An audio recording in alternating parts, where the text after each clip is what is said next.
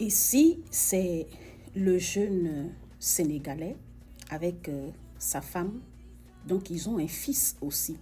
Et le gros problème même, c'est qu'il a été brûlé. Ça veut dire que après qu'il ait reçu les deux balles à feu là, vous voyez, la personne a mis le feu. Donc, ils ont mis le feu dans l'appartement pour essayer d'éteindre, vous voyez, non, les preuves. La question que moi, personnellement, je me pose, où est-ce que sa femme était? Et où est-ce qu'elle était avec l'enfant, quand même? Vous voyez un peu. Et moi, je me dis en fait que même si ce aurait été les Africains, salut Pérez, même si ce aurait été les Africains, il paraît que l'endroit où le jeune Sénégalais vivait là, il y a plus, un peu comme vous voyez les Mexicains, les gens qui ont la couleur de l'autre peau là-bas, vous voyez, non. Si on dit que c'est des Africains, ça m'étonnerait quand même. D'accord? Les gens sont en train de soupçonner, soit c'est des Mexicains, les gens de l'autre couleur de peau là-bas, vous voyez, peut-être c'était un règlement de compte et tout, et tout, et tout. Vous savez, nous les Africains, on fait un peu beaucoup d'affaires ici. Et les business, tout ça, on ne connaît pas. Franchement, c'est tellement triste, tellement triste, tellement triste. D'accord? Sur l'autre photo là, ça c'est un frère béninois. Par contre, le frère béninois qui est sur l'autre photo ici, lui, on a retrouvé son assassin. Donc, il a été assassiné par un noir américain. Ils ont eu une intercation par rapport à une affaire de véhicule. Le frère béninois, lui, il a acheté un véhicule dans le dealership avec un Américain noir. L'Américain noir en question, lorsque il a vendu le véhicule, le frère, sur la photo, a constaté que le véhicule avait beaucoup de problèmes. Donc, il appelle le gars que, moi je te donnais $3,000 pour un véhicule. Le véhicule que tu me donnes là, il n'est pas en bon état. Et non seulement ça, le noir américain, la voiture qu'il a vendue à ce frère-là, c'était un véhicule volé. Vous voyez, non? Et donc, ce véhicule-là avait beaucoup de problèmes. Maintenant, compte tenu du fait que le noir américain avait volé la voiture, les gens chez qui il a volé la voiture ont pu le saisir.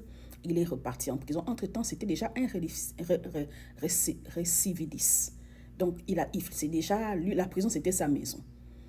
C'est comme ça, le frère béninois, il se rend compte que ce véhicule-là ne l'a servi à rien. Et les gens à qui il a volé le véhicule, ils sont venus récupérer son véhicule. Donc, tout le temps que le noir américain était en prison, en train de purger sa peine-là, le frère l'attendait de lui rembourser ses $3,000.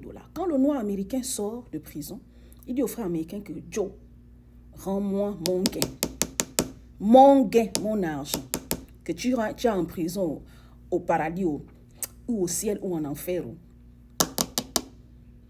Pay me my money back. Pay my money back là. Il a commencé aussi à mettre la pression sur le noir américain. Quelqu'un qui a déjà le cerveau grillé. Quelqu'un, lui, la prison, c'est sa maison. Qu'est-ce qu'il en a à foutre? C'est comme ça.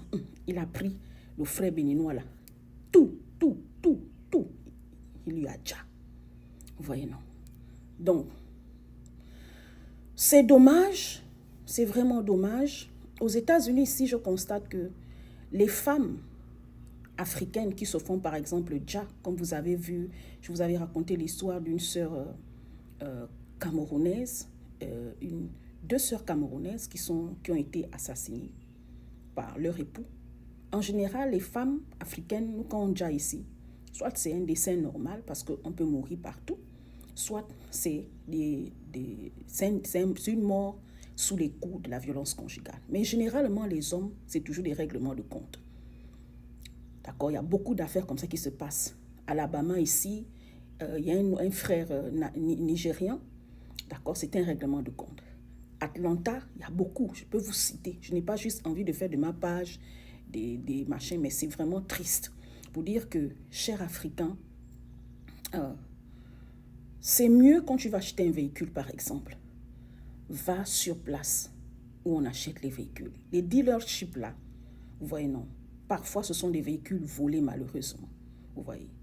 quand tu fais affaire avec les gens ici, que ce soit les Américains ou les migrants comme nous là, tu vois, prends toujours un témoin.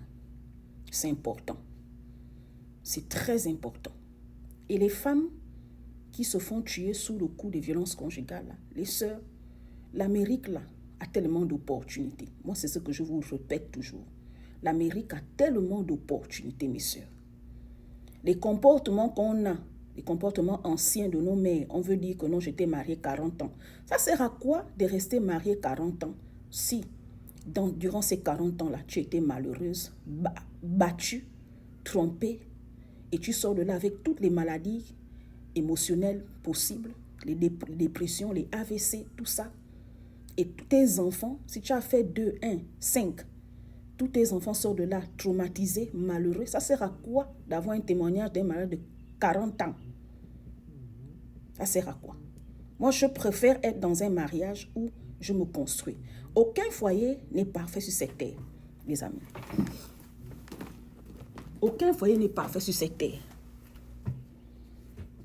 Mais, hello?